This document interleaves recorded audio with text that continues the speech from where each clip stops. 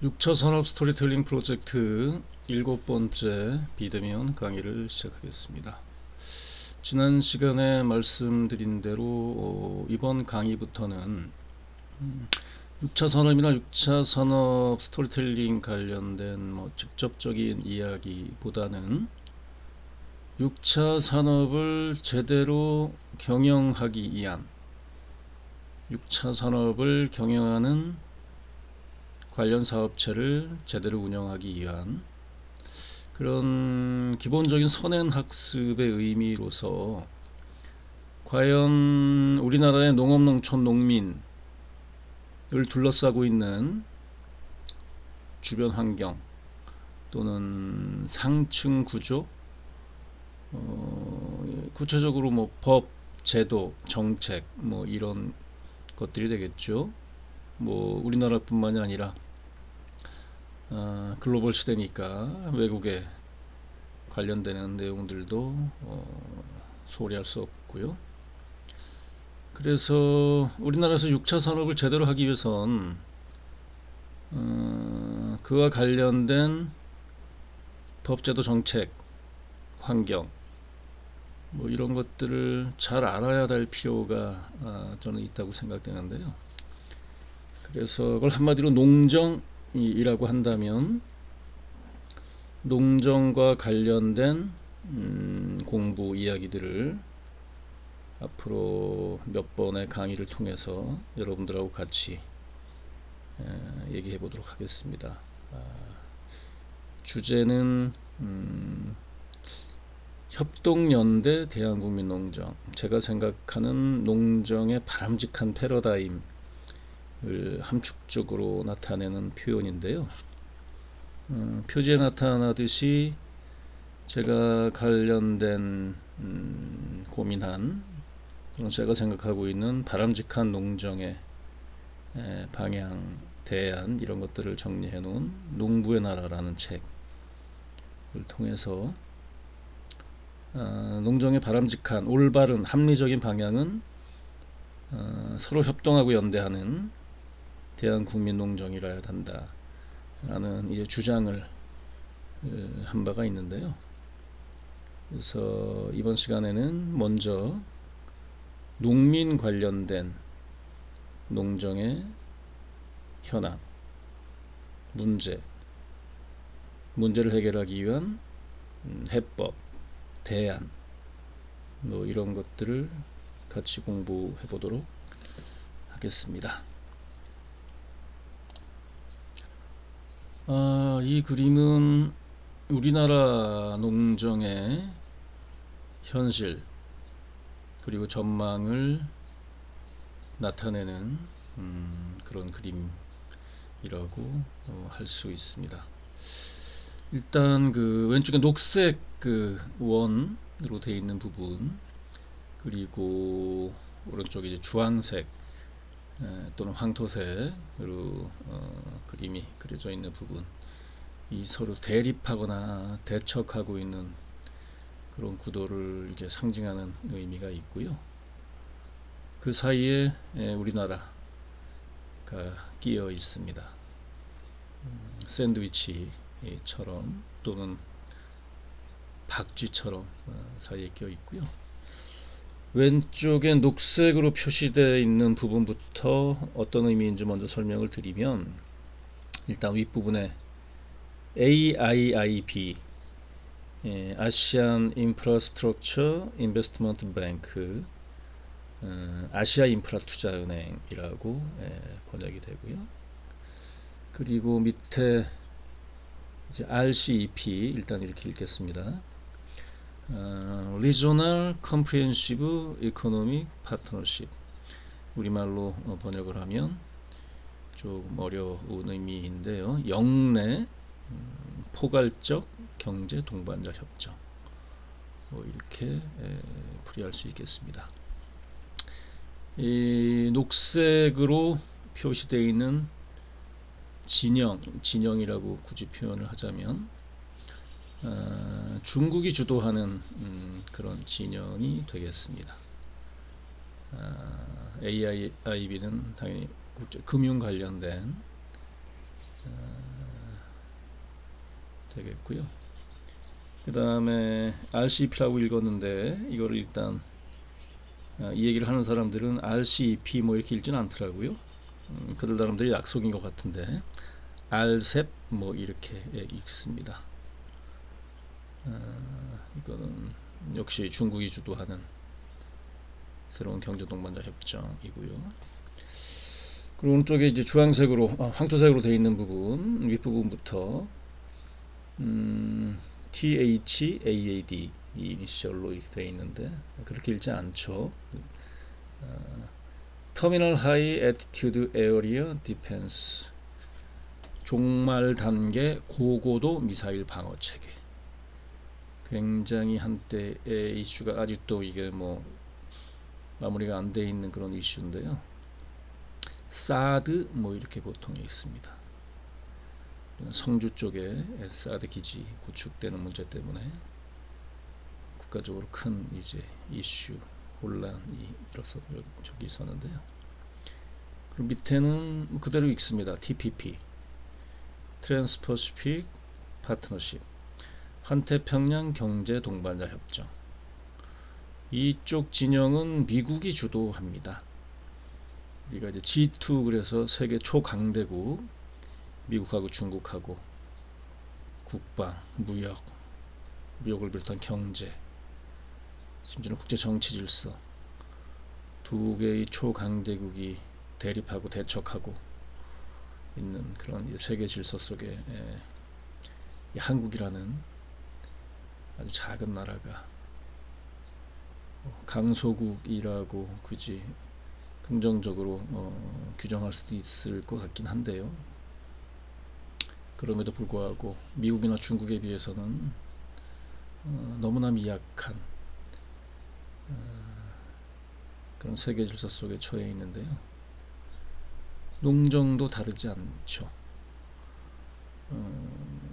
이 구도 속에서 한국 농정이 과연 샌드위치나 박씨 신세가 아닌 자주적이고 독립적이고 창조적인 농정의 방향을 설정을 하고 행보를 할 수 있느냐에 대한 근본적인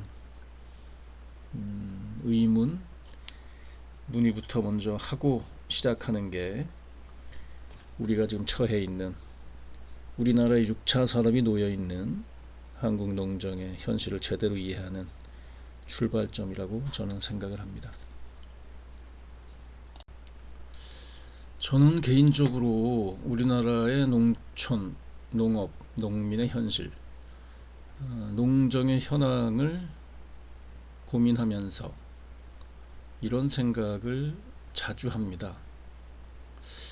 과연 우리나라는 주권국가가 맞는가? 물론 법적으로는 독립된 자주국가 임은 분명하지만 사실상 자주적으로 주권을 행사할 수 있는 그런 상황에 놓여 있는가 라는 이제 의문, 의심 같은 거를 하게 되는 경우가 있습니다. 특히 농정에 대한 고민을 할 때 특히 그런데요. 그래서 뭐 좀 자조적인 표현이긴 하지만 우리가 이제 식량 주권 얘기 많이 하지 않습니까? 이제 사진은 몇 년 전에 서울시청 앞에서 매년 이제 하는 열 행사처럼 전국 농민회 이제 집회, 우리가 속되게 아스팔트 농사 지으러 간다고 하잖아요. 그 장면인데요. 그때마다 나오는 이제 가장 중요한 현안 이슈 중에 하나가 이제 식량 주권 관련된 거죠. 식량 주권을 지키는 주체는 이제 농민들이기 때문에 그래서 식량 주권을 지키는 농민의 역할은 단지 농산물을 생산하는 농부로서의 역할이 아니고 사실상 국가의 주권을 지키는 그런 공익요원, 공무원에 해당하는 그런 사회적인 가치를 보상을 해줘야 된다라고 얘기를 뭐 자주 하지 않습니까? 근데 아까 그 양쪽 세계 초강대국인 미국과 중국이 대립하고 대척하고 있는 국제 질서, TPP를 주도하고 있는 미국, 일본, 그리고 RCEP을 주도하는 중국 사이에 끼어 있는, 이러지도 저러지도 못하는, 그거야 세계 질서 속에서 불가피한 불가항력적인 그런 역학구도 속에 휩쓸릴 수밖에 없는 현실을 부인을 할 수는 없는데요. 어쨌든 그 사이에 끼어서 샌즈위치나 박쥐 신세, 여러분들 불안하고 불안정하고 예측 불가능한 농정을 펼칠 수밖에 없는 우리나라의 현실에 대한 고민 같은 것들을 안 할 수가 없다는 생각이 듭니다. 그래서 좀 더 구체적으로 직설적으로 얘기하자면 지난 70여 년 1960년대 50년대 그러니까 독립을 하고 나서 자주적인 뭐 농정을 어쨌든 외형적으로는 겉으로는 펼친 게 이제 60년 70년이 이제 돼 가고 있는데, 그거를 농민의 입장에서 보면 농업을 위하는 정책이라기보다는 농업이 희생당하는 정책으로 일관돼 왔다는 비판에서 자유로울 수 없다는 생각을 전 하고 있고요. 그래서 살농 정책, 농업을 죽이는 정책이라고까지 표현을 하지 않습니까? 정부에서 이제 고수하고 있는 그런 정책의 이름이라든가 방향 같은 것들은 정부가 바뀌거나 아니면 농정 당국이 변화가 있거나 이러면 바뀌는 경우가 있는데요. 그거를 관통하고 있는 기조는 크게 달라지지 않았다라고 저는 이제 비판하는 입장입니다. 그래서 전 정부 뭐 농업 선진화 방안, 심지어 창조 농업, 제2의 새마을운동 얘기까지 나왔었는데, 과연 그런 정책, 정부의 일관된 정책에서 과연 농민들이 감당할 수 있는 맷집, 체력, 전망이 남아있는가라는 이제 고민 같은 것들을 안 할 수가 없습니다. 몇 년 전에 뭐 검토를 해봤던 건데요. 농정 예산은 늘어나지 않죠. 거의 뭐 현상 유지를 하거나 아니면 형식적으로 하고 있고, 심지어는 그 예산의 내면을 들여다보면 한때 뭐 쌀 변동직 불금 예산이 그런 경우가 많았었는데요. 편성된 예산조차도 쓰이지 않을 가능성이 아주 많은 그 불용 예산이라고 이제 표현하고요. 그런 이제 안 쓰일 거로 얼마든지 예측 가능한데도 예산으로 편성을 해놓는, 그걸 이제 허수 내지는 기만적인 예산을 편성하는 경우까지도 비일비재했었던 게 이제 농정의 현실입니다. 그렇다면 과연 농업이 그런 대접을 받아야 되는 게 마땅한지에 대한 근본적인 고민 같은 것들, 저항 같은 것들을 할 필요가 있는 거죠. 우리가 보통 국가기관 산업이라는 얘기를 하는데요. 교통, 에너지, 보건의료, 요즘 같은 전국에서 보건의료의 중요성은 국민 모두가 실감할 수 있을 거라는 생각이 좀 드는데요. 교육, 주택, 이렇듯이 이제 국가의 경제 또는 국가의 운명, 사회에 영향을 미치는 정도로 중요한 산업을 이제 국가기관 산업이라고 하는데요.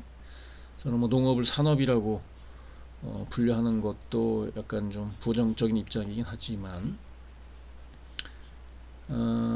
농업도 마땅히 이들 산업 분야에 마찬가지로 또는 그 이상으로 국가경제 또는 국정의 운명의 살에 영향을 미치는 중요한 이제 분야라는 생각을 저는 하고 있습니다.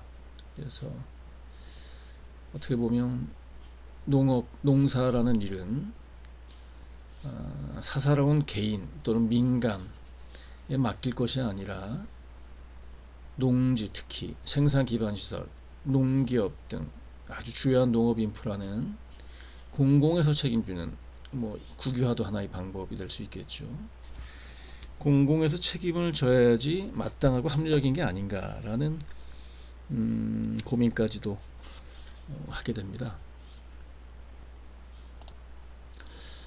그래서 농민 기본소득에 대한 고민이 시작됐는데요. 과연 농민들의 지위가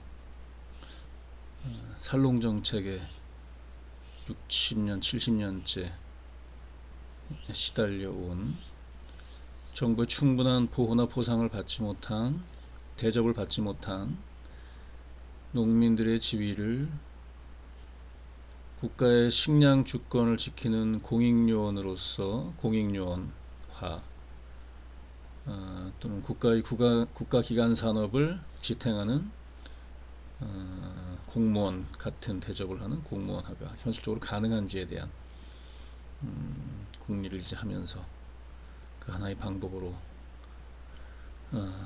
가칭 공익농민 기본소득에 대한 고민을 2013년, 14년 이때 본격적으로 시작을 했던 것 같은데요. 그때 가령 일종의 시뮬레이션인데 농민들한테 월 50만원 정도의 월급을 줄 수 있다면, 공무원들한테 국가에서 세금으로 월급을 주듯이 공익요원들한테 국가에서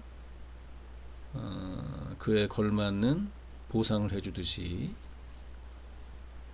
이 50만원은 대략 1인당 평균 국민연금을 수령하는 액수 정도이고, 그리고 1인 가구 최저 생계비 정도의 이제 그런 유사한 개념으로 50만원이라고 일단 설정을 해본 거고요. 그래서 그 당시 이제 농민회에서 얘기하듯이 300만 농민 이랬었는데요. 당연히 300만이 안 되죠. 통계청에서 발표하는 농가 인구를 봐도 지금 230만 정도밖에 안 될 것 같은데요. 그 중에 한 100만 정도는 엄밀하게 봐서 빠져야 될 것 같고요. 그냥 300만이라고 한다면 기본소득은 사람당 주는 거니까요. 가구당 주는 게 아니라 300만 전체 농민한테 만약에 월 50만원씩 농민 기본소득을 준다면 매월 한 1조 5천억, 그거를 12개월 곱하면 연 한 18조 정도가 되는 이제 금액입니다. 물론 150만 농민이라고 한다면 9조 원 정도가 되겠죠. 이제 2014년 당시에 계산을 해본 건데요. 그 당시 국회에서 나온 자료를 보면 농림수산식품 분야를 통틀어서 예산 총액이 18조 원 정도가 되는 금액입니다. 과연 지금도 마찬가지지만 지금은 약간 증액됐겠죠. 농림수산식품 분야의 예산이 최적화되게 편성이 되어 있고 가장 효과적으로 집행이 되고 있는지에 대한 검토도 해봐야 될 시점이 아닌가라는 생각이 들었습니다. 그러면 농민의 입장을 대변하기 위해선 농민당 일 만들어야 되는 게 아닌가라는 생각을 하는 사람들도 있습니다. 농민회 쪽도 그렇고 저도 마찬가지입니다만, 왜냐하면 농민들의 목소리를 제대로 대변할 수 있는 그런 창구, 국회라고 한다면 농민수준 국회의원이 거의 없지 않습니까? 있다고 하더라도 한두 명 가지고 될 일이 아니고, 심지어는 이번 국회의원 선거 결과를 보면 사실상 농민 출신으로 들어갈 만한 사람은 언뜻 잘 떠오르지 않습니다. 한두 명 정도인데 그분들을 굳이 농민의 대표로 들어간 건 아니죠. 그 사람들은 지역의 대표로 들어갔을 뿐이죠. 그래서 뭐 농민의 길이라는 뭐 농민회라든가 카톨릭 농민회 뭐 이런 쪽에서 같이 농민의 목소리를 대변하는 그런 창구가 있긴 한데요. 그분들은 단지 어떤 공권력을 가지고 있는 그런 단체가 아니라서, 그렇다면은 기존의 농민들의 목소리, 그리고 농민들이 제대로 농사를 지을 수 있도록 그런 예산들을 제대로 집행할 수 있기 위해서 저희가 현상을 제대로 파악할 필요가 있는데요. 농정을 소홀히 하는 또는 농정을 잘 챙기지 않는 정부 입장에서는 이렇게 생각을 하는 거로 추정이 됩니다. 그것도 몇 년 전 데이터긴 한데 뭐 큰 차이는 없을 것 같아요. 구조는 액수의 변화는 있을지언정 가령 뭐 이런 식으로 생각할 수 있다고 봐요.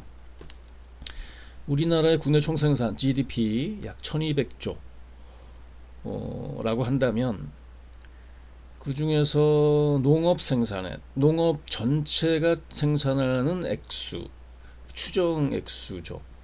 뭐 농촌경제연구원 이런 데서 매년 이제 발표를 하거든요. 약 한 40조 정도 뭐 된다고 늘 발표를 합니다. 그러면 국내 총생산에서 농업 생산액은 3% 안팎이에요. 3.3%. 그리고 2014년 기준으로 이 구조도 뭐 큰 변화가 없는 거로는 생각이 되는데요. 정부 예산에서 농업 농촌 분야가 차지하는 예산 편성은 이것도 역시 3%뭐 이 안팎입니다. 아마 이 생산액 대비를 반영을 한 게 아닌가 싶기도 한데요. 그리고 그 농업 생산액이라는 이 비중, 액수가 어떤 의미인지를 좀 실감나게 비교하기 위해서, 이건 뭐 2012년 데이터긴 하지만 2012년도에 삼성전자가 매출액, 삼성전자 단일 기업의 매출액이 240조 정도였습니다. 현대자동차는 85조. 이거를 굳이 뭐 서로 뭐 대등하게 대비될 수 있는 그런 지표는 아니지만, 농업 생산액 그리고 굳이 비교를 하면 우리나라의 총 농업 생산액 300만 농민, 뭐 150만 농민이 1년 동안 총 생산하는 또는 매출, 삼성전자 단일 기업의 20% 정도, 현대자동차 총 삼성전자가 20% 정도를 차지하고요. 우리나라 농업은 3% 정도, 현대자동차는 7%, 총 농업 생산량의 2배 정도가 됩니다. 그래서 국가 정책을 총괄하는 곳에서 농업을 내려다 보면 이 정도로 농업이나 농촌의 의미, 중요성, 비중을 생각할 수도 있겠다 라는 그런 걱정이 사실 듭니다. 농민의 입장에서는 농업의 중요성을 굳이 이전 계량화되어 있는 수치로 비교한다는 것 자체가 적합한 그런 풀이가 아니라는 생각이 당연히 듭니다만, 국가의 생산, 예산, 정책 이런 것들을 설계하고 집행하는 국정 총괄하는 책임자들의 입장에서 볼 때는 농정이란 단지 3% 정도밖에 안 되는 그런 산업 또는 분야 또는 집단이라고 볼 수 있지 않을까 하는 생각, 그런 걱정이 됩니다. 그래서 이런 현실이기 때문에 낙관적이지 않죠. 비관적일 수 있는데요. 국정 전체 입장에서 농정을 바라봤을 때 그럼에도 불구하고 농정을 이 상태 그대로 두고 갈 수는 없다는 절박함, 위기의식이 팽배해 있는 상태이기 때문에 대안을 이제 마련을 해야 되고요.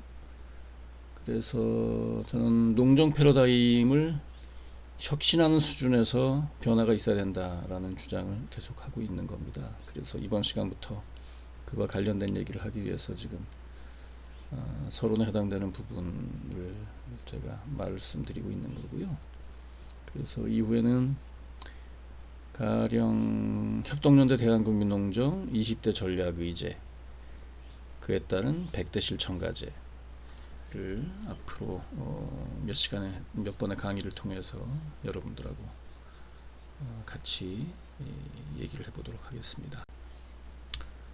저는 이제 4대 농정 패러다임, 저번 시간에 독일, 유럽 쪽 이제 녹색 계획 얘기하면서 말씀드렸던 것 같고요. 한 번 더 강조를 하면 국민 공익 지역 협동 4대 농정 패러다임으로 우리나라 농정은 전환해야 된다 라는 생각을 하고 있습니다. 국민 농정은 말씀드렸던 대로 5% 또는 3%가 안 될 수도 있겠는데, 생산자 농민만의 고립된 농업에서 벗어나서 문제가 해결 안 되니까요. 3%가 아무리 고민을 해봤자 나머지 95% 또는 97%의 소비자, 노동자, 도시민, 일반 국민들이죠. 국민들도 단순한 소비자 입장이 아니고 농정을 전환하고 변화시키고 혁신하기 위한 책임 있는 주체로 동참을 할 때 비로소 농정의 변화가 가능하다라는 생각을 저는 하고 있습니다. 왜냐하면 농민들이 문제는 곧 국민들의 문제라는 인식을 공유하는 데서부터 출발을 해야 된다는 생각이 들어요. 지금은 그렇지 않다는 생각을 하고 있으니까요. 그리고 그다음에 공익농정인데요. 말 그대로 국민의 생존권 그리고 국가의 식량 주권을 지키는 최후의 보루로 농민은 마땅히 대접을 받아야 되고요. 그 역할은 결국 농업이라는 국가기관 산업의 공익적 지위가 보장이 될 때 이제 가능하다는 생각이 듭니다. 이 법적인 논의도 이제 헌법에 명시를 하는, 스위스 같은 경우는 이제 헌법에 명시가 되어 있다고 들었고요. 그런 이제 작업들 같은 경우 몇 년 전부터 하고 있는 거로 알고 있고요.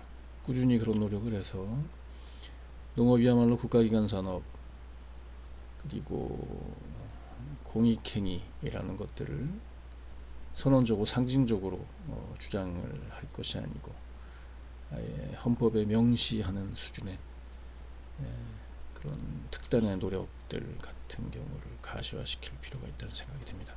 그 다음에 지역농정인데요. 아까 얘기했던 대로 중국과 미국의 초강대국이 좌우하고 있는 초국적 자본을 업고 자유무역 전쟁에서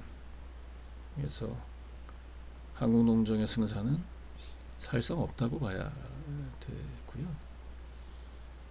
그렇다면 국가 차원에서의 경쟁력을 얘기할 것이 아니고 공허하니까 허구일 가능성이 많거든요. 지역 및 마을 공동체 단위로 내려오고 지역 내에서 공동체 내에서 유기적으로 내부 순환하는 자급체계와 자립들을 갖추는 데 주력한 게 가장 현실적이고 합리적이고 현명한 농정의 방법이다라는 인식을 저는 갖고 있습니다. 그 다음에 협동농정, 농사 혼자 지을 수 없고요. 물론 혼자 지어서 돈 벌 수 있지만 그거는 농업이나 농사가 지향하는 가치와는 이반되거나 괴리되는 그런 방향이라는 생각이 들고요. 개인 간에 경쟁할 종목이 아니죠. 농사나 농업이라는 거는 식량주권이나 국민의 생존권 지키려는 그런 책임을 갖고 있는 분야인데요. 그래서 마을 단위가 됐든 아니면 마을 기업 단위가 됐든 농사, 농업 공동체 협동이 전제가 될 때 비로소 아까 앞에 얘기했던 지역농촌, 고객농촌, 국민농촌 동이 가능하다라는 생각을 저는 하고 있습니다. 예, 지난 시간에 아마 4대 농정 패러다임 얘기할 때 독일 농업의 4대 목표, 일명 녹색계획, 지금으로부터 60년은 전, 60년이 넘었네요. 예, 1954년에 설정한 같이 이제 공부한 적이 있는데요.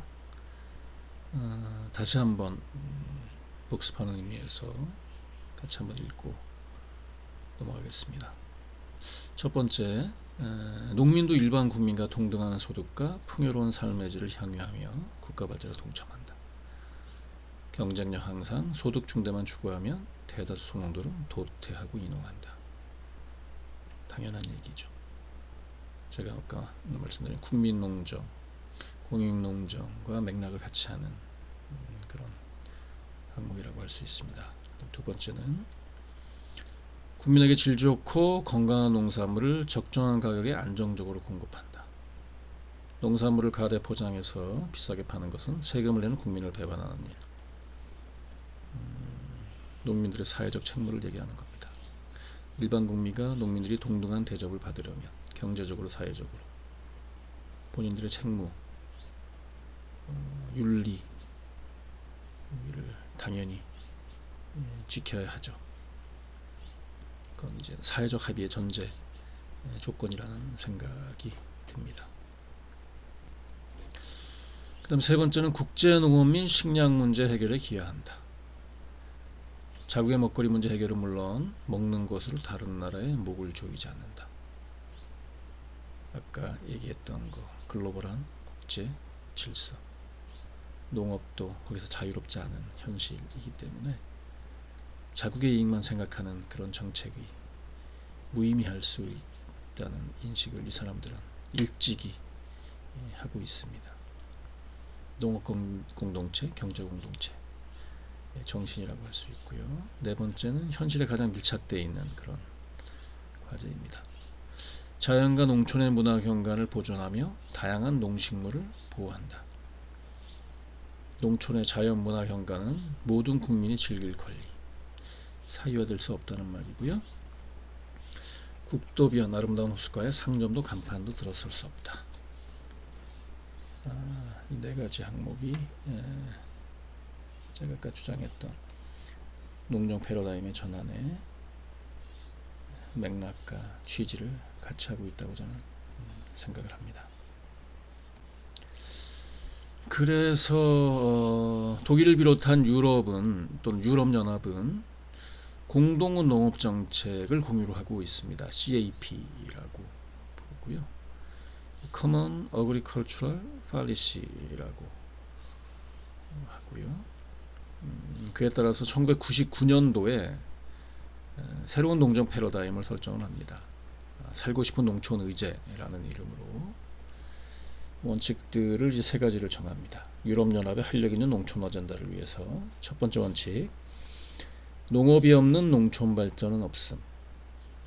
아무리 가공이 중요하고 서비스가 중요하고 6차 산업, 융복합 산업 중요하지만 그 기본은, 기반은 당연히 1차 농산물을 생산하는 농업이거든요. 유럽연합은 각 국은 1차 농산물 생산을 하는 농업은 지원을 하고 2차, 3차는 지원을 하지 않는다고 들었습니다. 2차는 사실상 공업, 3차는 서비스업 쪽에서 관할을 하죠. 행정적인 이제 권한도 그렇다고 들은 것 같고요. 두 번째 원칙은 농해 활동이 없는 농업 농민은 없음. 이것도 제가 오스트리아에 이제 농가를 방문했을 때 그 농장주가 했던 말과 일맥상통하는 원칙입니다. 이게 경구 뭐 비슷한 말인데요. 농민은 한 다리로 설 수 없다. 왜냐하면 한 다리로 서면 피로해지고 쓰러지니까 두 다리로 서야 된다라는 말이 의미하는 그런 원칙인 것 같습니다.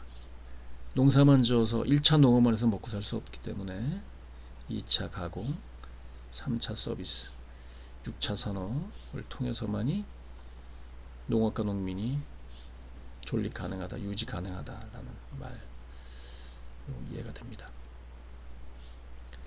그 다음에 세 번째 원칙이 의미가 있는데요. 지금 이 원칙은 아마 우리나라 농정 또는 농촌지역 개발 사업에도 충분히 그 취지가 반영이 되어 있는 것으로 생각이 됩니다. 마을 및 중소규모 도읍의 발전에는 농해 활동은 없음이라고 되어 있습니다. 농가 단위로 어떤 농촌의 공동체 사업을 하는 건 사실상 어렵거나 불가능한 일이거든요. 그래서 이 사람들은 협동조합 만들어서 마을 단위, 지역 단위로 농가들이 가족농들이 묶여서 그런 농정 관련된 사업들을 영위하고 있는 경우들을 많이 봤거든요. 우리나라도 마을 단위 또는 마을 기업, 협동조합, 읍면 단위 이런 식으로 농업 또는 농촌 관련된 사업들을 수행하는 사례들이 많이 이제 나타나고 있지 않습니까? 그럼 같은 맥락이라고 볼 수 있습니다. 이런 원칙을 지킬 수 있는 가장 바람직하고 합리적인 방식은 6차 산업, 융복합 산업일 수밖에 없다라는 생각을 다시 하게 됩니다. 예, 이제부터 구체적인 이제 정책, 제도 얘기들을 하게 될 텐데요. 일단 첫 번째 의제로 귀농 또는 귀농귀촌 관련된 대안입니다. 도시 난민에서 마을 시민으로 라는 이제 의미를 부여했는데요. 마을 시민이라는 개념 지난 시간에 제가 설명을 드린 것 같고요. 1단계 마을 주민, 그럼 2, 3만 가서 주민 등록하면 마을 주민이 되는 거고요. 2단계 마을 시민, 마을 시민은 저희가 그 마을에서 지역에서 어떤 일을 해야 되는지 주체적으로 자각한 상태, 내가 왜 그 마을에 있는지 살아야 하는지를 스스로 본인 스스로 설득하고 이해시킬 수 있는 정도의 단계, 그리고 그 단계를 넘어서면 슬기롭게 3단계 마을주의자 단계로 진화된다고 제가 말씀드린 것 같은데요. 마을주의자는 자기는 물론이고 좀 여유가 생겨서 주변, 이웃, 지역사회까지도 바라볼 수 있는, 돌볼 수 있는, 참여할 수 있는 그런 단계라고 설명을 좀 드린 바가 있습니다. 그러니까 농촌 지역에서 어떤 사업을 하려면 6차 산업 뭐 당연하죠.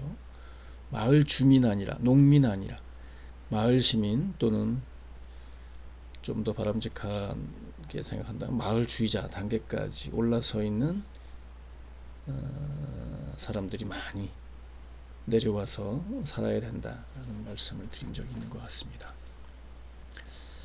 그 다음에 이제 공익농민제, 이전에 공익농민 기본소득 얘기할 때 말씀드린 거죠. 농민 안에 이제 공익이라는 의미가 부여가 돼 있죠. 당연히 함축적으로. 그래서 공익농민 또는 사회적 농민들이 그 지역의 농업의, 농촌의 주체로 자리를 잡아야 된다라는 이제 말씀을 드렸습니다.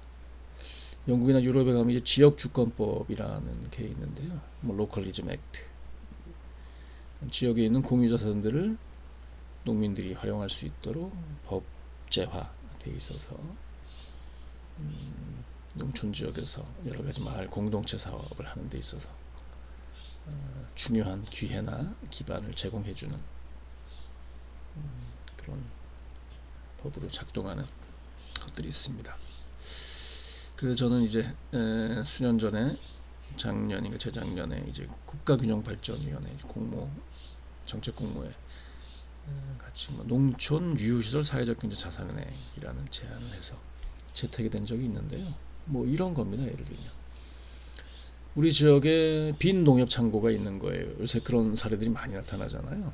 폐교는 물론이고 농협 창고를 뭐 카페, 레지던시, 갤러리, 그리고 학교 뭐 이렇게 개조해서 많이 청년들이 많이 활용을 하고 있지 않습니까?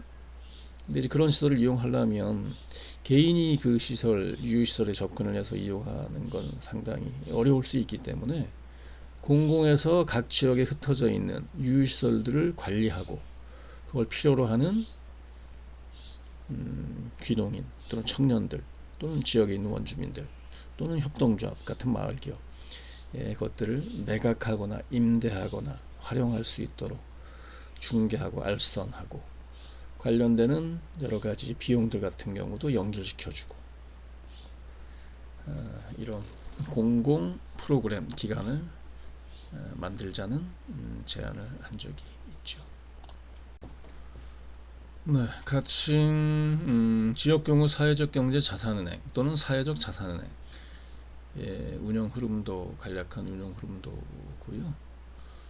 사회적 경제 자산은행이 있으면 임대인 또는 위탁자 또는 매도인 그리고 임차인 또는 매수인 간의 거래를 중개 알선해주는 역할을 하는 곳입니다. 공공의 역할을 하는 곳이니까 그 거래와 지원이 타당한지 그리고 수반되는 투용자 심사도 당연히 이곳에서 하는 거고요. 왜냐하면 지역기에서 공유해야 될 사회적 경제 자산들 그 유휴시설들이 사사롭게 부동산 거래하듯이 거래가 되면 안 되기 때문에 그렇습니다. 그 다음에 두 번째로 농촌 복지 관련된 사회적 서비스 해법인데요. 이것도 역시 뭐 협동사회 경제형 복지 뭐 이렇게 주장을 했었습니다.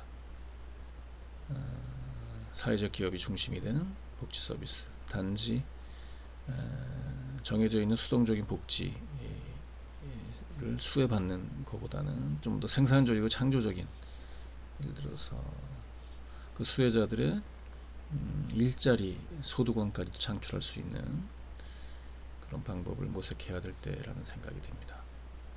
그 일자리 소득을 창출하는 그런 방법은 6차 산업이 전통식품을 가공한다든지 그쪽에는 체험 서비스를 운영을 한다든지 진안이나 제가 영광 같은 경우들을 제가 사례를 들어드린 것 같은데요. 사진에서 보듯이 별도의 복지법인에서 별도의 영농법인 또는 협동조합을 만들어서 농식품을 가공하고 그리고 지역에 있는 체험 프로그램들을 운영하고 뭐 이런 사례들 같은 경우들이 나오기 시작했습니다. 당연히 이런 것들은 그 마을과 지역에 있는 자산들하고 결합이 돼야 되기 때문에 마을 공동체 사업과 자연스럽게 서로 연동이 되고 결합이 되고 그리고 어차피 이 사업을 하려는 궁극의 목적이 사업을 해서 장사를 해서 돈을 벌자는 목적이어서는 안 되기 때문에 그러면 그건 생활 문화에 밀착되어 있는 당연히 소프트웨어 프로그램들 위주의 그런 사업들이 될 필요가 있다는 생각이 듭니다. 그러니까 외부인들의 구경거리로서의 사업이 아니고 내부인들의 생활에 편리한 내부인들의 생활을 조금 개선할 수 있는 그런 사업들 대표적으로 공동생활주택 제가 마을 양로원이라고 표현하듯이 이런 사업들에 대한 고민을 좀 발전시켜 나갈 필요가 있을 것 같다는 생각이 듭니다. 그다음 세 번째로는 농민운동 또 이제 사회적인 연대 전략을 고민해야 될 시점이라는 생각이 드는데요. 도시에 있는 노동조합들과 연대할 필요가 있고요. 우리가 뭐 도농교류 뭐 얘기하지 않습니까? 그러니까 도시에 있는 노동조합, 그러니까 농촌에 있는 농민회 서로 결연해서 협동, 연대해서 도농교류 또는 도농직거래 프로그램들을 좀 더 효과적으로 긴밀하게 운영할 수 있겠다는 생각이 좀 하고요.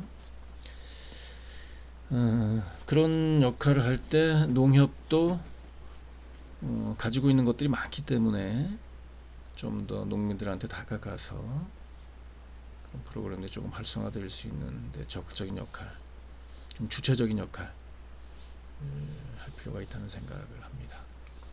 그리고 이것들이 어우러지면 지역 공동체 운동으로 이제 발전될 수도 있고요. 그게 이제 농민들이 당연히 주도적인 역할을 해야 되겠죠. 가령 뭐 이런 게 가능하지 않겠습니까? 도시에 있는 노동조합 그리고 농협 중간에 그 지원되는 역할을 적극적으로 할 수 있는 상태에 있는 그리고 농민 3자가 서로 연대해서 가칭, 농민 노동자, 상생, 마을 또는 지역 발전기금 같은 경우를 조성을 해서 이런저런 사업들을 얼마든지 할 수 있겠다는 생각이 듭니다. 그 다음 네 번째는 이제 공익농업 국가기관 산업화인데요. 기본소득 얘기입니다. 얘기했듯이 농업은 국가기관 산업화를 할 필요가 있다 라는 생각이고요. 그리고 그 국가기관 산업에 종사하는 농민들은 당연히 준공무원 또는 공익요원화 할 필요가 있고 그에 대한 마땅한 보상으로 농민들한테 월급을 기본소득을 보장해주는 그런 제도를 만들 필요가 있다라는 생각을 하고 있습니다. 지금 사진 뭐 얼핏 여담이지만 흑사랑 영농조합법이라고 이제 사진을 제가 첨부했는데요.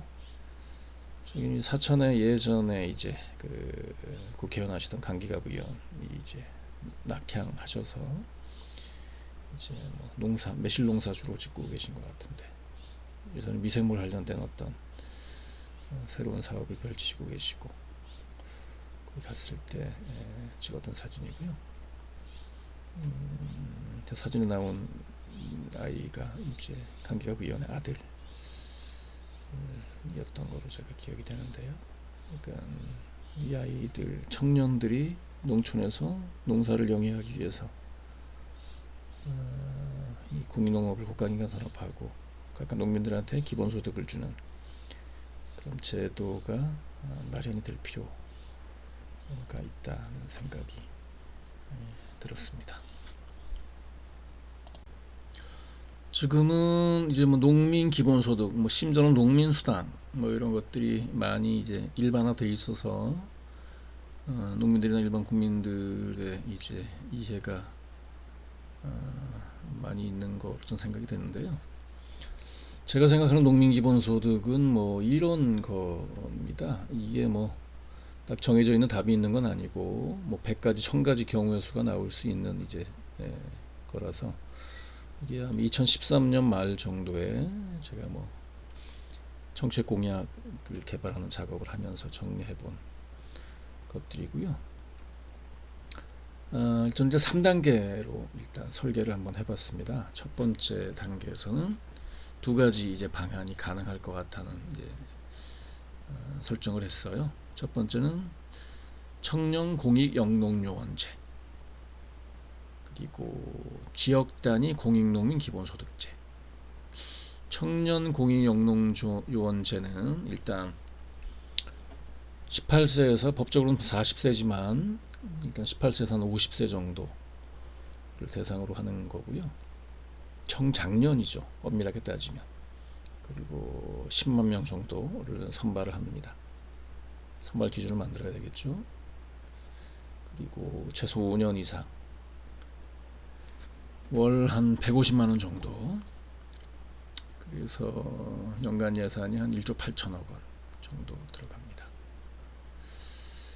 이거는 일본 쪽에서 하는 뭐 지역 부흥 협력 때 같은 정도의 이제 효과를 기대를 하는 건데요. 좀 더 이게 발전되면 병역 특례 대체 복무하고도 연계됐으면 좋겠다는 이제 기대를 담았었습니다. 가령 가칭 공익영농요원법을 제정을 하고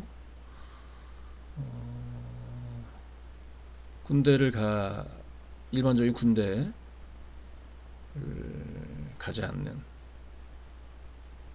계층은 농촌으로 가는 거죠. 농촌에서 농업에 복무하는 걸로 병역 의무를 대신하는 뭐 이런 것까지도 한번 생각을 해본 적이 있습니다. 그리고 두 번째 지역 단위 기본소득제는 특정한 지역 일단 농민들 일종의 시범사업 뭐 형태일 수도 있겠는데요. 지역 농민 예를 들어서 한 2만 명 정도를 대상으로 해서 월 한 50만 원 준다면 1,200억 원 정도.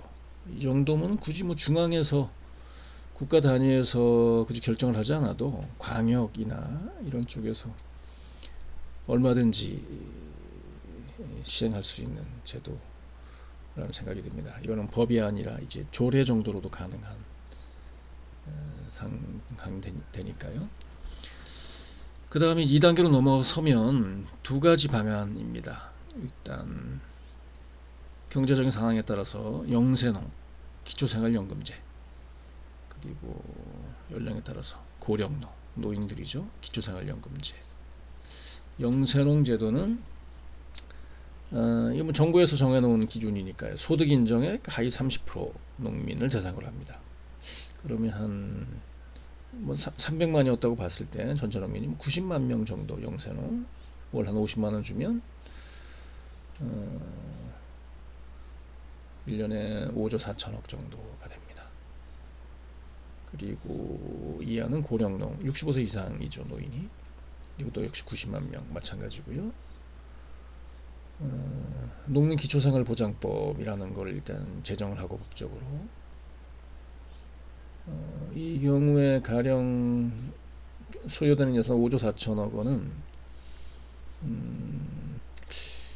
그 농특세로 재원 조달되는 그 정도 재원이 한 5조 정도 안팎이라고 저는 이제 알고 있는데요.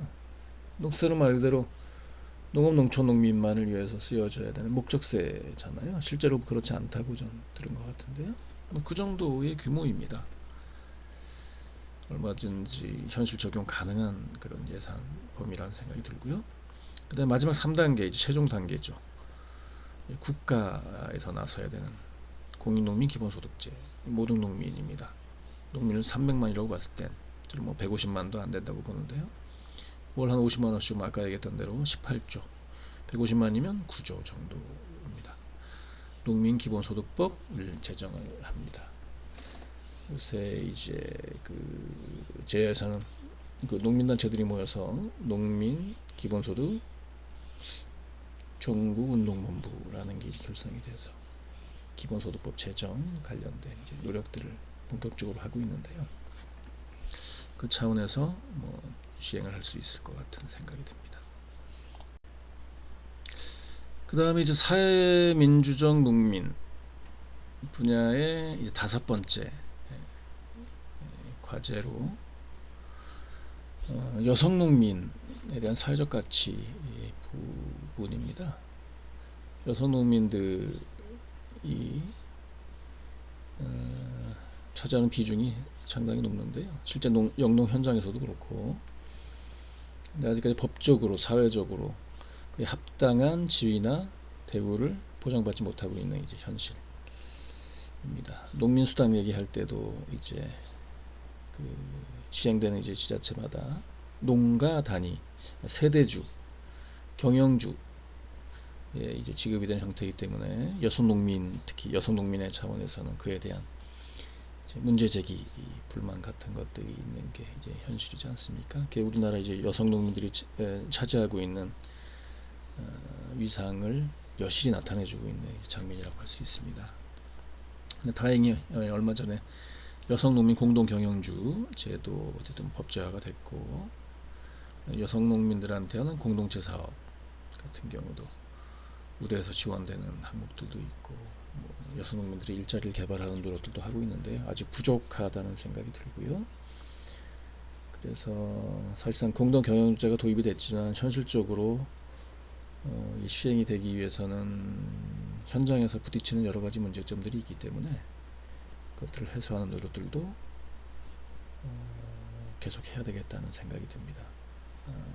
얼마 전에 또 농림부 안에 여성 농업 정책을 전담하는 별도의 과 아까 이제 편제가 됐다는 얘기도 들었는데, 이제 뭐 출발을 했으니까 하나하나 구체적인 정책들을 과시하는 노력들, 특히 6차 산업 관련된 정책에서 특히 가공 뭐 이런 분야에서 유럽 같은 경우 제가 예를 들었을 때 이제 가공하는 분야는 이제 주부의 역할, 주부들이 농업회에 속아서 교육을 받아서 여러 가지 가공식품들을 개발하고 역할 분담이 잘 돼 있는 걸 제가 설명을 드린 것 같은데, 우리나라의 농업 현실에서도 아무래도 가공 쪽 그리고 체험 서비스 이런 쪽들은 여성 쪽들이 확실히 강점을 갖고 있는 그런 업무 분야라는 생각을 저도 하고 있기 때문에 특히 6차 산업에서 여성 농민들의 제대로 된 지위와 권한 이런 것들을 찾아주는 노력들을 계속 해야 된다는 생각을 하고 있습니다. 네, 이상 소위 농민 분야에 있어서 5가지 주요한 현황 또는 농정의 진단 과제에 대해서 그러면 그 문제나 과제를 어떻게 풀이할 것인가에 대한 이제 해법, 대안 같은 것들을 궁리를 해야 될 텐데요. 한 25가지 정도로 나름대로 정책적인 해법 또는 고민의 방향이라고 생각할 수 있는 것들을 얘기를 해보겠습니다. 첫 번째는 이제 농민의 생활 문제가 가장 근본적인 문제잖아요. 그래서 단연 첫 번째는 농민 기본소득입니다. 농민이 농사를 져서 월급을 받을 수 있다면 얼마나 안정된 예측 가능한 그런 생활이 가능할까라는 이제 생각을 해볼 필요가 있고요. 이번에 요새 뭐 재난 기본소득이라고 해서 엄밀한 의미로의 뭐 기본소득은 아니겠습니다만 기본소득에 상응하는 취지와 이제 목적을 가지고 있는 거라서 부분적이긴 하지만 그리고 일시적이지만 재난기본소득을 받으시는 분들이 사용하면서 기본소득에 대한 의미를 다시 이제 되새기고 있을 거라는 생각이 드는데요. 저는 농민에게 기본소득을이 아니고 몇 번 말씀드린 적이 있는 것 같은데, 농민 먼저 기본소득을 이라는 게 제 주장입니다. 농민한테 기본소득을 주면 그 효과가 상인한테, 결국은 전 국민한테 가는 이제 출발 지점으로서의 그 의미가 있기 때문에 저는 농민에 대해서 기본소득 정책이 얼마나 중요하고 효과적인지에 대해서 저는 확신을 하고 있는 사람이라서, 단연 우리 한국형 농정의 문제를 푸는 고리는 농민 기본소득 같은 소득 사회 안전망에서부터 마땅히 출발을 해야 된다 라는 생각을 하고 있습니다. 그 다음에는 농민 기본소득이 일종의 물고기라면, 그리고 근본적인 거는 물고기를 잡는 법을 이제 체득하는 문제일 텐데요. 그러자면 학교가 필요하겠죠. 그거를 저는 같이 뭐 먹고 사는 지역생활기술 직업전문학교 뭐 이렇게 표현을 하는데요. 예를 들어서 지금 사진에 있는 곳은 제주도 서귀포의 신산리라는 곳입니다. 거기에 지구평화센터든가요, 대안교육 이제 고민하고 실천하고 계신 분들이 농장을 구입을 해서, 그러니까 지금 농사를 짓고 있지 않은 이제 폐농장 있죠. 거기다가 제가 얘기하는 지역에서 먹고 살 수 있는 또는 지역에서 잘 살아갈 수 있는 그런 기술, 그리고 인문학, 철학 뭐 이런 생활 관련된 그런 공부를 배우고 가르치는 일종의 학교 과정, 2년제, 어떻게 보면 대한대학 과정이라고도 할 수 있는 그런 과정을 몇 년 전에 이제 열었는데요. 그동안에 많이 안 알려진 건 나름대로 뭐 운영하는데 우여곡절이 있었다고 저는 들은 것 같습니다만 정확한 내막은 뭐 제가 알 수가 없고요. 그래서 예를 들면 이것은 1년 동안은 여기서 배우고 1년은 뭐 동남아 어느 쪽에 가서 현장에서 살면서 체험학습을 하고 뭐 이렇게 해서 2년 정도 과정을 마치면 지역에서 얼마든지 생활이 가능한 수준의 인력이 될 수 있다라는 이제 목표를 두고 이런 교육 과정을 열은 거로 제가 알고 있고요. 앞으로 이런 곳이 어떻게 진행하고 발전이 되어 나갈지에 대한 개인적 관심이 굉장히 큰 곳이기도 합니다. 그 다음에 아까 말씀드렸던 대로 농촌 유유시설들이 전국에 지금 산재해 있는데요. 당장은 뭐 농촌지역개발사업 지난 한 20여 년 동안 하면서 그 결과물들이 잘 활용되지 않고 있는 안타까운 현장들이 많이 있지 않습니까? 그걸 그대로 놔두면, 방치하면 그거를 당초 사업 목적에 맞게 사용하는 걸 기대하기도 어려울 뿐더러 결국엔 그게 유유시설화 되는 사회적인 손실, 그 마을의 문제뿐만이 아니라 그게 막대하기 때문에 그걸 어떻게든 되살려서 재생해서 활용할 수 있도록 하는 구체적인 방법들이 지금 나와야 된다는 생각을 하는데요. 다행히 여기저기 관련되는 사업들에도 유유시설을 활용하면 그런 장치들 같은 경우들이 많이 이제 붙여지고 있는데 그 정도로는 좀 부족하다는 생각이 들고요. 아까 제가 제안한 대로 같이 농촌 지역 유유시설 사회적 경제 자산은행 같은 것들이 작동을 해서 그게 항상적으로 시스템적으로 쓰일 수 있는, 재생되고 순환될 수 있는 그런 공적인 구조가 하루빨리 구축이 돼야 된다는 생각을 저는 하고, 그리고 일자리 문제죠. 농촌에는 일자리가 마땅치 않거든요. 농사일밖에 없죠. 근데 농사일을 누구나 할 수 있는 일도 아니고 그게 지속 가능하거나 항상적인 일이 아니라서 농촌에 정주하려면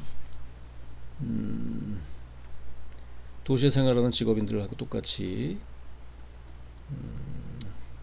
본인이 안정된 가계 그리고 예측 가능한 미래를 설계할 수 있는 그런 일자리가 많이 필요한데요.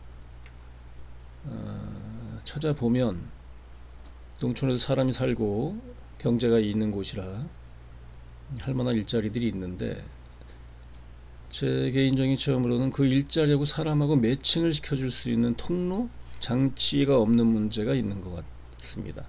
심지어는 인터넷에 떠돌아다니는 커뮤니티 사이트 같은데 불확실한 그리고 공신력이 전혀 없는 그런 정보들에 의존해서 아니면 그런 정보를 접근할 수 없으면은 소용이 없는 정보들 같은 경우들을 많이 봤거든요.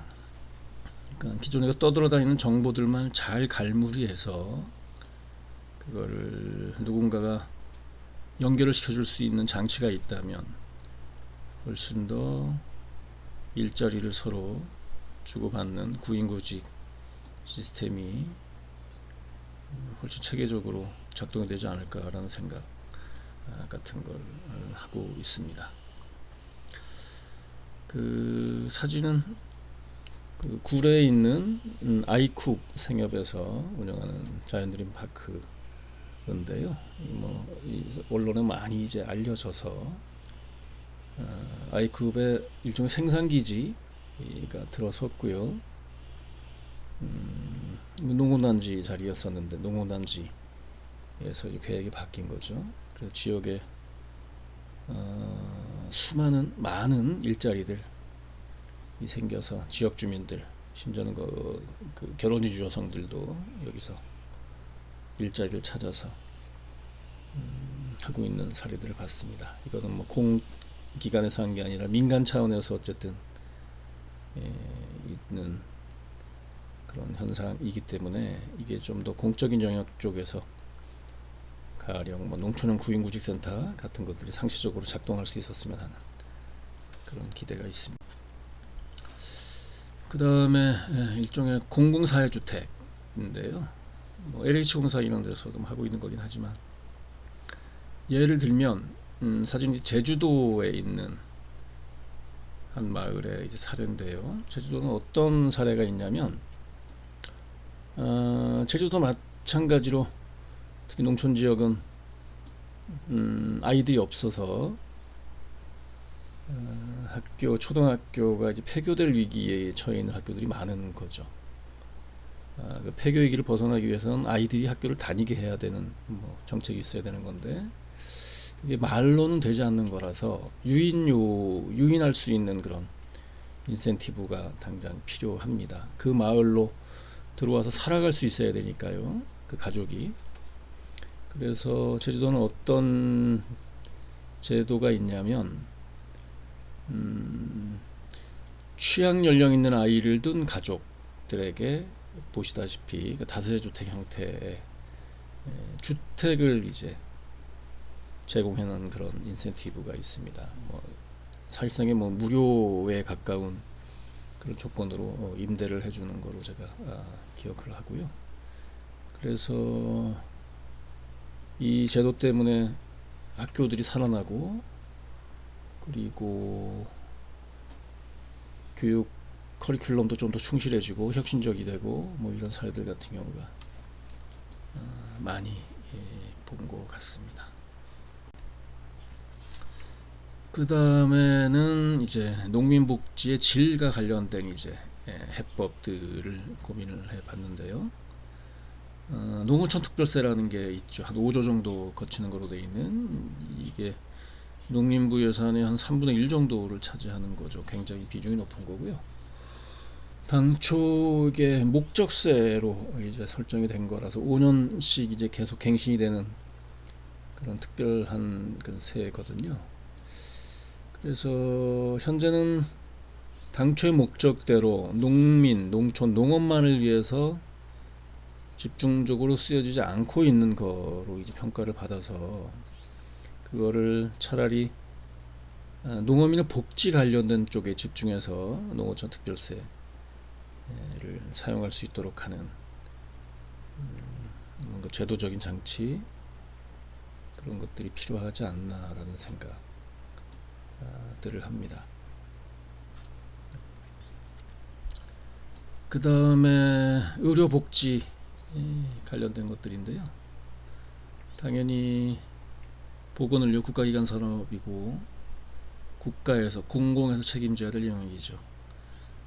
작금의 이제 코로나 바이러스 때문에 이 분야가 얼마나 중요한지를 굳이 부연 설명을 하지 않아도 모두가 이제 체감을 하고 있는 현실일 텐데요. 우리나라 같은 경우는 어쨌든 나름대로는 공공의 이제 의료복지 같은 것들이 계속 개선되고 발전되고 있는 거로 평가되지만, 그래도 아직까지 사각지대라든가 부족한 점들이 많이 있어서, 이 부분도 농민들 같은 경우, 특히 농민들은 고령층 노인들이 30% 40% 이상을 차지하고 있는 그런 인구 구성을 보고 있어서, 농촌 지역에서 병원, 의료 시스템 같은 경우는 생활에 있어서 복지의 문제가 아니라 이건 생명권에 관련된 문제이기 때문에 우선적으로 고려해야 될 정책이라고 생각을 합니다. 사진에 보고 있는 곳은 이제 무주에 있는 보건의료원입니다. 무주에서 가장 중요한 기관시설이라고 할 수 있죠. 그 다음에 마을 양로원 얘기를 몇 번 했을 거고요. 사진은 이제 저희가 살고 있는 초리 넝쿨마을 양로원에서 노인분들이 같이 시간을 보내고 있는 것들일 텐데요. 마을 양로원은 한때 농림부에서 단번으로 연속성이 없는 사업으로 한 번 시행했던 적이 있고요. 그 이후에 예산이 다른 사업에 밀리는 바람에 그 다음에는 지자체 이제 책임으로 넘어간 상태로 계속 지속이 되고 있는 것 같은데요. 그 후로 아마 이 사업이 표류하고 있는 거로 들었습니다. 왜냐하면 지자체 예산 충분하지 않고 이 사업이 다른 사업에 비해서 크게 뭐 중요하지 않다는 인식들을 아직 갖고 있어서 그렇는데요. 저는 마을 양로 또는 공동생활주택이 각자 살고 있는 특히 농촌 지역에서는 무엇보다도 중요한 정책이고 제도라는 생각을 하고 있습니다. 왜냐하면 뭐 제가 살고 있는 마을도 마찬가지지만 노인들밖에 없고 그 노인들이 독거노인들, 독거 세대가 이 대부분의 농촌 마을을 구성하고 있는 단위라서 그거를 관리해주고 그거를 관찰하고 또 문제가 생기면 조치를 취해주고 할 장치가 필요하죠. 각자 알아서 할 수 없는 그런 위태로운 상황이기 때문에요. 농가의 생활 구조라는 것들이. 그래서 지금은 각각 양로원 그 마을회가 아니라 경로당에 같이 시간을 보내다가도 잠자로 이제 집에 들어가시고 이제 끼니 해결하시고 뭐 이런 것들이 되는데요. 그것들을 좀 더 집합적으로 공공에서 그거를 같이 공동으로 운영할 수 있는 그런 공동생활주택 또는 마을 양로원, 마을 요양원 같은 것들이 제도화돼서 많이 이 확산 보급될 필요가 있다는 생각이 듭니다. 그 다음에 농림부에서 아마 제정한 뭐 농어촌 서비스 기준 뭐 이런 것들이 뭐 보건복지부 당연히 관련되고요. 서비스 기준이라는 게 있는데 이게 아마 한국형 농촌 현실에 맞지 않는 항목들이 뭐 꽤 있는 것 같아요. 지금 사진을 보시면 이게 몇 년 전 사진인데요. 지금은 다행히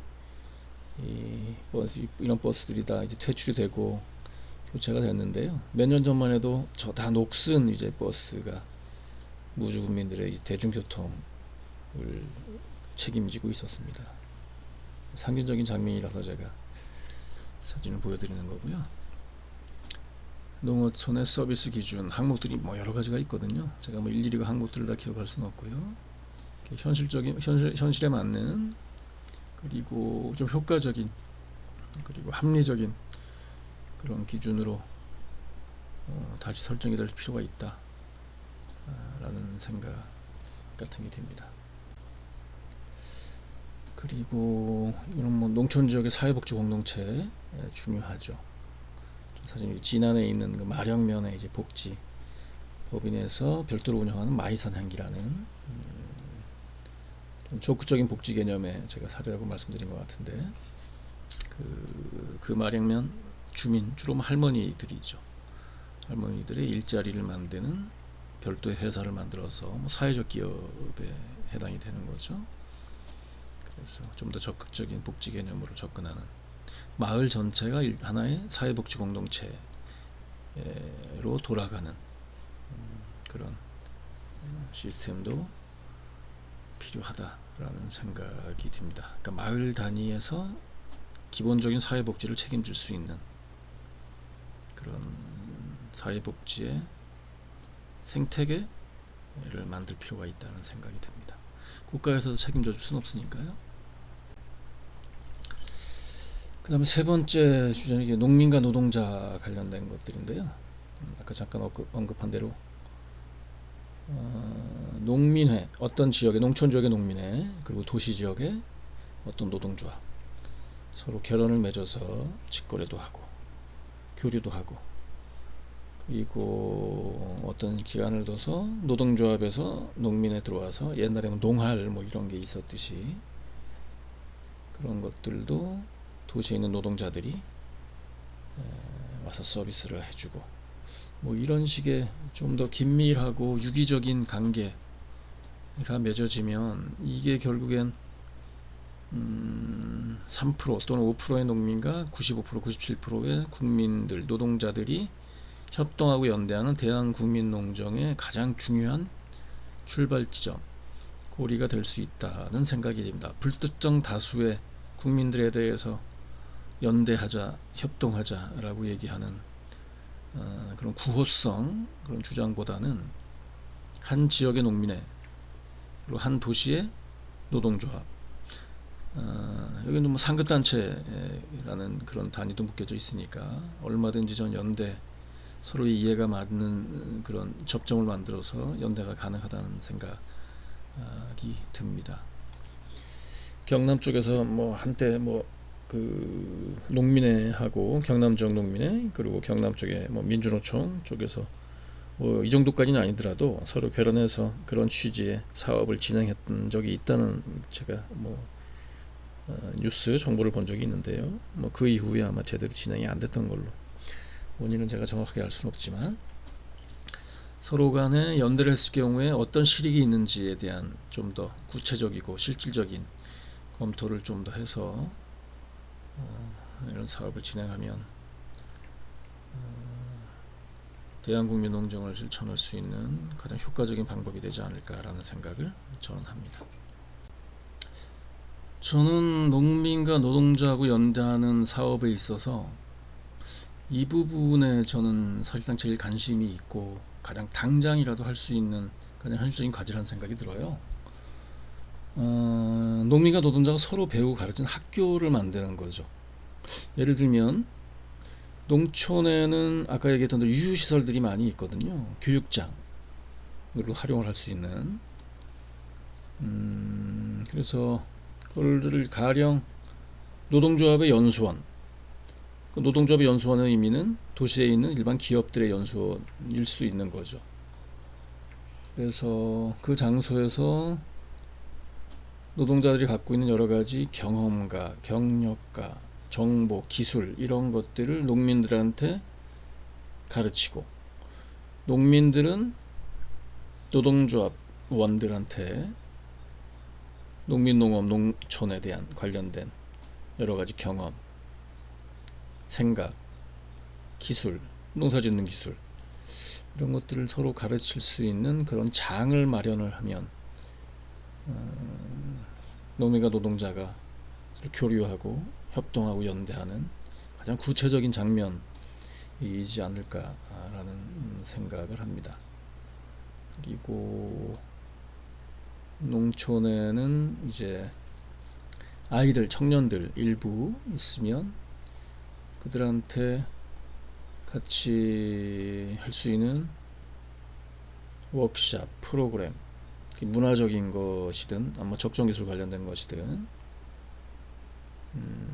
그런 것들이 이제 농촌에서는 배울 수 있는 경로나 기회라는 게 별로 없기 때문에 도시에 있는 노동조합들이 농촌에 정기적으로 수시로 내려와서 농민들하고 그걸 공유할 수 있으면 농촌 지역을 재생시키고 활성화시키는데 중요한 계기로 작용할 수 있을 거라는 생각을 저는 하고 있습니다.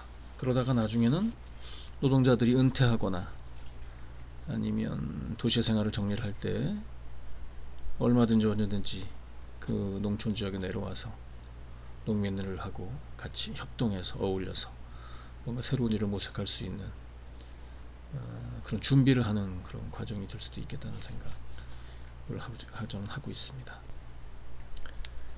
그래서 좀 더 구체적인 얘기로 가령 노동자 기농협동조합 같은 것들을 같이 하면 훨씬 더 도시에서 농촌으로 내려올 때 훨씬 더 안정되고 예측 가능한 사업 설계가 좀 가능하다는 생각이 드는데요. 아마 그 울산 지역의 현대, 중공업 또 현대자동차 이런 데 노동조합 규모가 굉장히 크지 않습니까? 당연히 퇴직자들, 특히 명예퇴직자들이 많이 생겨서 듣기로는 대규모 주택단지, 그러니까 전원주택단지에 가까운 모습이겠죠. 이제 은퇴하는 노동자들이 대단히 주택을 조합 뭐 단지를 만들어서 공동생활을 하고 뭐 이런 것들을 진행하는 걸 본 적이 있는데요. 집도 중요한데 결국 그 지역에 내려가서 제2의 인생을 어떤 일을 하면서 소일할 것인지의 문제를 해결하는 게 좀 관건이라는 생각이 들거든요. 그래서 그 고민을 이제 혼자서는 해결하기가 어려울 문제일 테고요.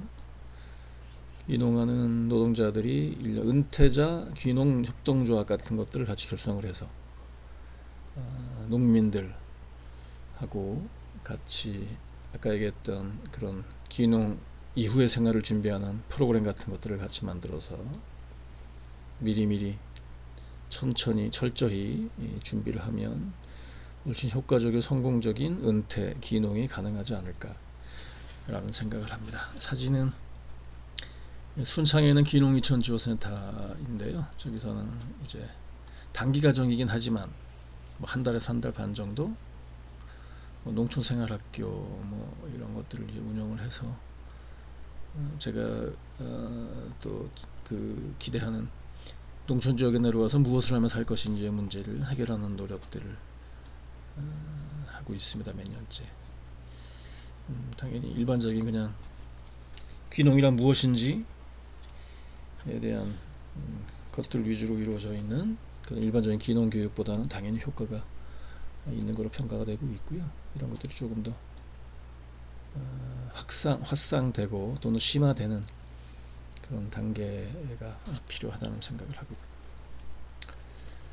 그리고 뭐 지금은 약간 뭐 쏙 들어간 얘기긴 한데 무역이득 공유제 FTA 막 한창 막 진행이 되면서 FTA 때문에 농민들이 농업 피해를 입고 반사적으로 제조업 같은 것들이 이제 이득을 보니까 결국은 이것도 마찬가지로 농민들의 희생을 딛고 이루어지는 거라 FTA에 대한 부정적인 반대 농민의 차원에서는 많이 하지 않았습니까? 결국 나중에 그 방법으로 그 문제를 해소하는 방법으로 이제 무역이득 공유제, 그러니까 FTA 타결한 이후에 그 무역을 하는 과정에서 이득을 보는 제조업, 대기업들이 희생을 하는, 손해를 보는 농민, 농업의 그 이득을 공유를 하도록 하자라는 이제 얘기들이 진행이 돼서 나중에는 별도의 기금을 조성을 하고 결과적으로 저희 걱정대로 잘 진행이 안 되고 있는 걸로 되어 있습니다만, 이와 관련된 꼭 무역이든 공유제라는 이름이 아니더라도 그 취지에 맞는 사업들에 대한 논의가 다시 있어야 되지 않나라는 생각도 하게 됩니다. 구체적인 방법 중에 하나로 뭐 가령 농민 노동자 사회적 연대 기금이라는 것도 하나의 방법이 될 수 있겠죠. 이거를 하려면 말씀했던 대로 농업의 문제, 농민의 문제는 단지 농민이나 농업 또는 농촌의 문제만이 아니다라는 사회적인 합의, 인식의 전환이 일단 선행이 돼야 될 필요가 있죠. 그럴 때 일반 국민들 일시에 이런 인식을 갖기는 쉽지 않겠다는 생각이 들고요. 그동안의 타성이 있기 때문에, 그리고 선입견, 편견 이런 것들이 있어서, 그렇다면 조직화되어 있는 노동조합 또는 노동자들이 그나마 좀 사회적인 인식을 선도적으로 하고 있고 좀 더 깨어있다고 생각되는 계층에서 농민들의 현실, 농민들이 처해 있는 상황 같은 거를 보다 적극적으로 표현하는 그런 방법으로 같이 사회적 연대기금 같은 것들을 같이 조성을 해서 농민의 문제가 농민의 문제만이 아니라는 것들을 사회적인 어젠다로 재설정하는 그런 작업들을 같이 하면 좋지 않을까라는 생각이 듭니다. 농민당 얘기는 제가 한때 신문에 정리해서 기고를 한 적도 있는데요.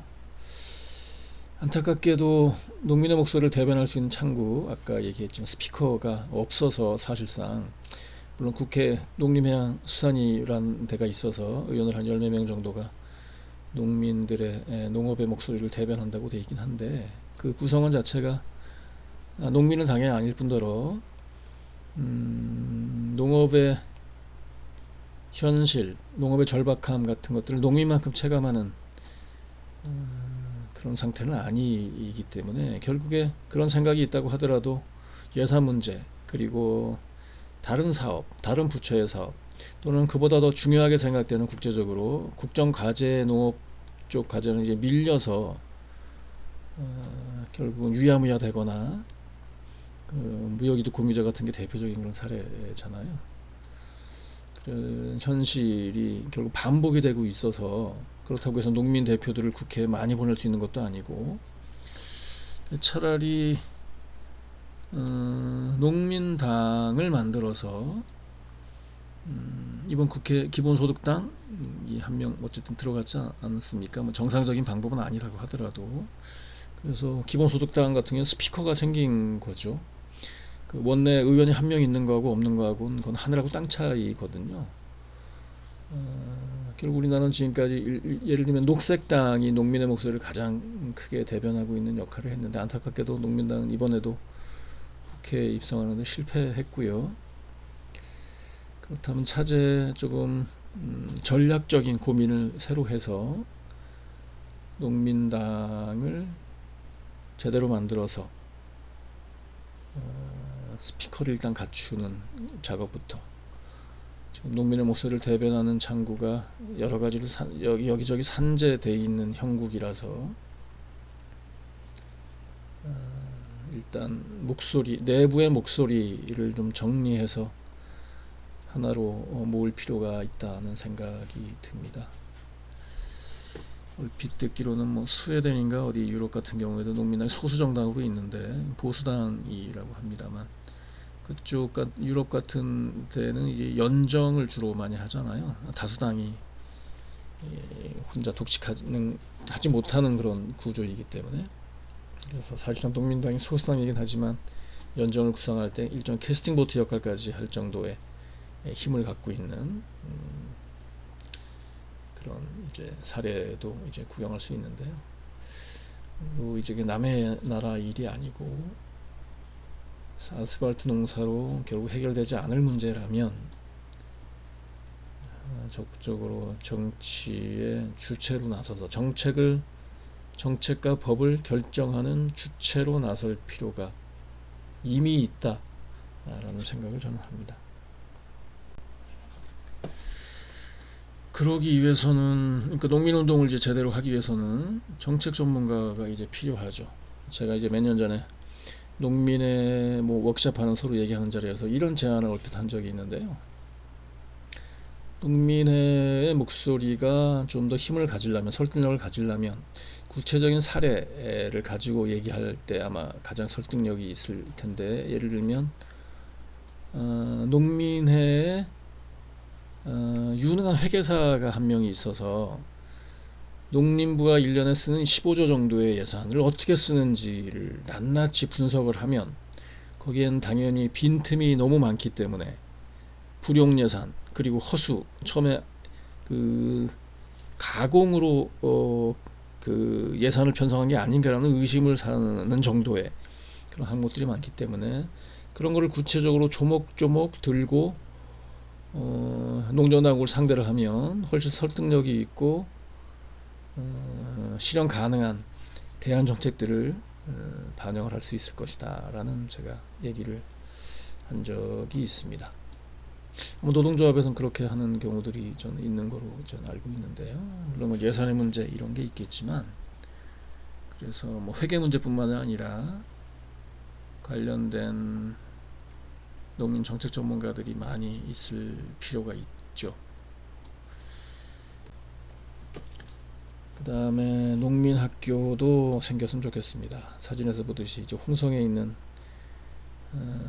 2년제 과정에 친환경 농부를 양성하는 풀무 농업 전문 학교 정도의 이제 학교인데요. 저기 뭐 당초 이제 덴마크의 폴케보이스콜레라는 시스템을 이제 벤치마킹해서 풀무 농업 고등기술학교가 일단 만들어졌고 그렇게 운영이 되고 있는데, 안타깝게도 예산의 문제 뭐 이런 게 있어서 당초 생각했던 것보다는 그렇게 활성화되고 있지 않은 안타까운 현실이 있습니다. 심지어는 졸업하는 졸업생들도 지역에서 물론 지역 일꾼들로 일을 하고 있지만 농부로서 그 역할을 하고 있지 못하는 그런 안타까운 현실 얘기를 들은 적이 있는데요. 그래서 뭐 유럽같이 독일같이 뭐 11살부터 중학교 과정부터 농업학교를 가지는 못할지라도 지역마다 제대로 된 농민 그리고 농업 전문가를 키울 수 있는 풀마학교 같은 그런 학교가 지역마다 만들어질 필요가 있다라는 생각을 저는 합니다. 이곳은 이제 홍성의 그 풀마학교가 있는 그 홍동면 옆에 이제 장곡면이라는 곳에 있는 최근에 뭐 이런저런 농촌의 혁신 사례로 많이 이제 인용이 되는 그런 사례인데요. 도산 1위의 젊은 협업농장의 광경입니다. 비닐하우스 한 8채인가 9채. 저 도산 1위 이장님 땅을 빌려줘서 청년들이 저기에 들어와서 농사를 배우는 장소죠. 현장에서 또는 뭐 청년기농 인큐베이터 뭐 이런 정도의 역할을 하고 있는 쌈채류 농사를 지으면서 저를 처음 시작하신 분이 아까 그 얘기했던 그 홍성의 친환경 농업과정 거기 이제 교사를 하시다가 아마 현장으로 더 깊이 들어와서 저 이제 사업을 펼치시는 것 같은데요. 청년들이 들어와서 1년 동안 농사를 같이 짓고 같이 생활하고 그리고 지역에 대한 공부도 하고 여러 가지 다른 이제 경험도 하고 이러면서 독립을 하거나 아니면 지역에서 다른 일을 하고 뭐 이런 시스템으로 들은 것 같습니다. 근데 아직까지는 저 자체로 스스로 자생력을 갖고 있는 그런 수익 구조, 소득 구조 또는 안전한 일자리의 구조까지는 와 있지 못하기 때문에 그게 아주 숙제로 좀 남아있는 단계라고 들은 것 같습니다. 저 자체가 사회적 농업의 아주 선도적인 대표적인 실천 사례라는 의미는 물론 있고요. 그것만으로도 지금은 충분한 의미가 있다고 생각이 되는데 과연 일반적인 청년들이 언제든 참여하고 접근할 수 있을 만한 그런 틀이 만들어질 필요가 있다는 생각이 듭니다. 그리고 농민들 같은 경우도 단지 뭐 국내적인 상황으로 해결되지 않는, 왜냐면 우리나라 같은 경우가 식량 주권 고사하고 국가의 국제적인 정치 질서 속에서 국가의 독립적이고 자주적인 주권이 있는 나라인가라는 저희가 걱정을 하고 있는 단계이기 때문에 농민운동의 지평을 좀 넓혀서 그래서 뭐 식량 주권의 문제 그리고 뭐 국제적인 이슈가 될 수 있는 여러 가지 뭐 몇 가지 의제들이 있지 않습니까? 농민의 뭐 기본소득 보장에 관련된 문제 그리고 여성 농민 관련된 문제들을 좀 더 국제적인 시각으로 접근할 필요가 있겠다라는 생각을 한 적이 있습니다. 농업직불금제 이거는 이제 공익경직불금제라고 해서 올해 이제 개편돼서 시행이 되죠. 뭐 시작이니까 아직 뭐 부족하지만 결국엔 어쨌든 시작은 했으니까 불금제도는 계속 개선하고 강화시켜 나갈 필요가 있습니다. 이게 뭐 당장 유럽식의 직불금 형태로 소득의 40~50% 정도까지 보존해주는 단계까지 가는 건 좀 무망하지만, 그리고 우리의 뭐 농가 규제 자체가 워낙 영세해서 0.5헥타르 120만원 월 한 10만원 꼴이잖아요. 그게 과연 농민의 기본 소득을 보존하는 실질적인 효과가 있는 정도인 거에 대한 숙제가 계속 남아있는 거잖아요. 그 문제 이제 해결을 해야 될 거고요. 그래서 심지어 저는 이런 생각을 해본 적이 있는데요. 굳이 뭐 직불금 제도로 유럽 정도의 수준을 지향을 한다면, 그런 전망을 갖고 있다면 굳이 뭐 농민 기본소득은 따로 전선이 분산되는 그런 문제도 있고요. 주장할 필요는 지금은 없지 않는가라는 생각도 하고 있습니다. 결국 농민 기본소득은 국민 기본소득이랑 같이 이제 궤를 갈 것이기 때문에 국민 기본소득에 같이 이제 얘기가 돼도 별 뭐 상관이 없다는 생각을 전 하고 있고요. 그래서 당장 실현 가능한, 그러니까 이미 어쨌든 실현이 된 농어직불금제에 좀 단기적으로 당장은 농민들이 갖고 있는 총력을 집중할 필요가 있다. 전략적으로 뭐 이런 생각을 좀 하고 있습니다. 그리고 농민 뭐 농가 직불금 뭐 이런 시스템도 가능하죠. 우리나라 이제 모든 농장이 농가 단위로 움직이고 있어서 예를 들면 전 이제 그 김대중 정부 때 초대 농림부 장관을 했었던 전 김성훈 장관님 같은 경우에는 농민 기본소득을 농가 기본소득 개념으로 이제 주장을 하시잖아요. 왜냐하면 현실적으로 우리나라 농정이 농가 단위로 이제 집행이 되는 그런 구조라서, 그래서 우리 농가가 한 5만원, 6만원, 7만원 이 정도 남아있을 것 같은데요. 농가당 월 50만원 정도 기본소득을 지급하는 거로 해서 연 한 6조 정도 예산 같은 경우를 이제 농가 기본소득제로 이제 계속 주장을 하고 계시는데요. 직불금도 뭐 마찬가지지 않습니까? 그래서 이제 농민 농가 직불금은 이미 그 공익 그 직불금 개편안에 반영이 된 것이기 때문에 그런 개념들을 잘 이제 절충을 시켜서 보다 효과 있는 정책으로 개선시켜 나가는 노력을 뭐 해야 된다는 생각을 하고 있습니다.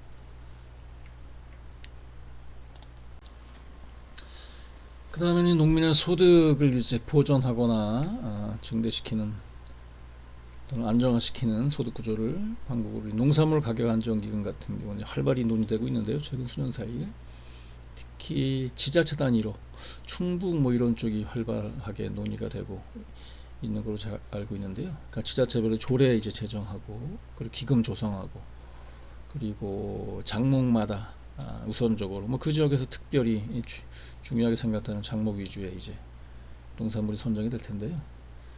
가격안정기금도 지역 단위에서 지자체 단위에서 농민들이 주도적으로 실현시킬 수 있는 그런 현실적인 제도가 아닌가 라는 생각을 하고 있습니다. 뭐 큰 예산이 필요하지 않을 수도 있고요. 그 다음에 이제 공동소득 기반 시설, 가공장 같은 경우죠. 유럽 사례 얘기할 때 저희가 이제 오스트리아 티롤에 있는 치즈를 공동으로 가공하는 그 낙농가 수백 농가가 모여서 별도의 공동 가공장을 조성을 해서 부가가치를 치즈로 가공함으로 해서 부가가치를 몇 배씩 높이는 그런 작업들을 하고 있는데요. 우리나라 같은 경우는 농림부에서도 하고 있고 완주 같은 경우는 이제 지자체 차원에서 면 단위 공동 가공 시설 같이 이제 운영을 하는 공동으로 활용을 하는 그런 실천 사례들이 있습니다. 그다음에 손해보험 같은 경우도 이제 장목들이 추가가 되고 있고 뭐 이렇습니다. 물론 본인의 부담금 같은 문제 있고 현실적으로 장목이 다양하지 않고 라는 현실적인 문제들이 있는데요. 하나씩 해결을 해나가면 되고요. 장목들마다도 추가되는 계속 추가되는 그런 주의를 보이고 있고 뭐 이게 뭐 모든 문제를 해결해 주지 않지만 그래도 최소한의 안전망으로 작동을 할 수 있으려면 정부의 지원 그리고 농협에서 취급을 하고 있잖아요. 농협에서 상품의 좀 충실성